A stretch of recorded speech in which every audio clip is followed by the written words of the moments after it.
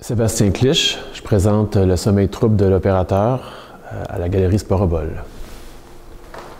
L'installation consiste en un magnétophone à bobine qui est installé sur un escalier mobile et au lieu, dans le fond, de fonctionner normalement avec des bobines, il laisse tomber le ruban magnétique sur un plan incliné, une plaque de métal.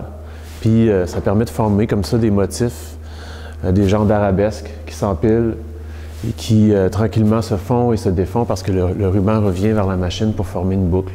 Ce qu'on entend dans la galerie, puis ce qui sort en fait des speakers qui font partie de l'installation, des haut-parleurs, c'est le son qui est sur la bande en tant que tel. Donc c'est vraiment une boucle de son qui est enregistrée sur plus de 20 minutes, puis qui est diffusée à chaque fois que la bande passe sur la tête de lecture du magnétophone et est diffusée à travers les speakers.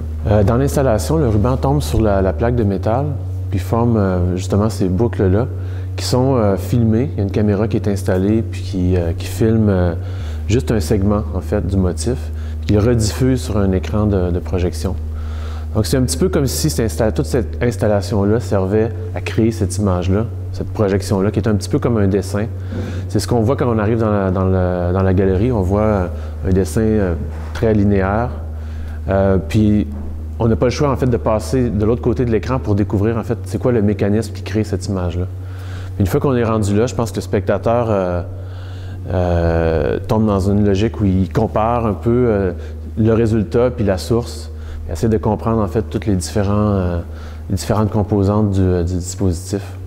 Dans l'installation, en plus de tout l'équipement qui sert à créer la boucle, il y a aussi un petit chariot avec tout le nécessaire en fait pour entretenir l'installation. Donc des produits nettoyants, toutes sortes de petits objets qui ont permis en fait d'installer ça puis de maintenir en bonne fonction.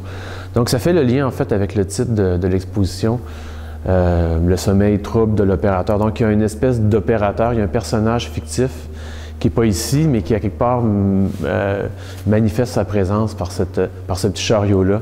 Donc on a l'impression qu'il y a quelqu'un en fait qui est passé puis qui est venu faire des réparations, qui a peut-être oublié le chariot ou qui va revenir incessamment. Donc c'est un petit peu cette logique-là, ça rajoute une couche de fiction, de narration en fait à ce dispositif-là qui est plutôt, lui, mécanique, puis qui sert à produire cette image-là. Alors pour moi, tout cet ensemble-là, c'est une autre façon pour moi de parler de contrôle. C'est un thème qui revient souvent dans mon travail. Donc tout au long de la course du ruban, le ruban est contrôlé, il est dirigé par une série de petites broches, de petites roulettes, toutes sortes de petits mécanismes qui assurent en fait que le ruban poursuive sa course là, sans s'en mêler. Il y a une partie du système en fait qui n'est pas contrôlée ou qui est moins contrôlée. C'est cette partie-là en fait qui crée le motif. C'est vraiment là où le ruban est laissé à lui-même dans ces conditions-là, sur ce plan incliné-là, puis c'est lui-même dans le fond qui s'organise selon ses propres propriétés physiques du ruban. Puis par rapport à la vitesse avec laquelle il tombe. Donc il y a comme une espèce d'autorégulation, c'est comme un système qui lui-même crée son propre ordre.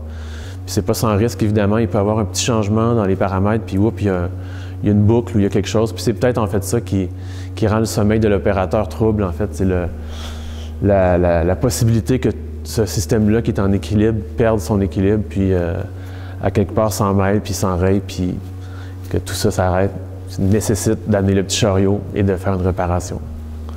Une des choses qui m'intéresse dans la production de ce motif-là puis de ce type d'œuvre-là, c'est l'idée que l'œuvre soit générative, qu'à partir dans le fond, des conditions que l'artiste installe dans un projet, dans une œuvre, que l'œuvre puisse se faire elle-même, en fait. Donc l'artiste installe les conditions, contrôle une partie de ce qui va se passer, puis il laisse dans le fond l'œuvre se régénérer tout au long de l'exposition. Donc le motif qu'on voit, il va toujours se ressembler, mais il va toujours être différent, il va toujours être en train de se reconstruire, de se défaire, de se refaire. Donc c'est quelque chose qui revient dans plusieurs de mes projets, d'avoir ce moment-là où le spectateur il est témoin de ça. Il est témoin d'une œuvre qui est en action puis qui est en train de elle-même se régénérer à chaque minute, dans le fond, de l'exposition.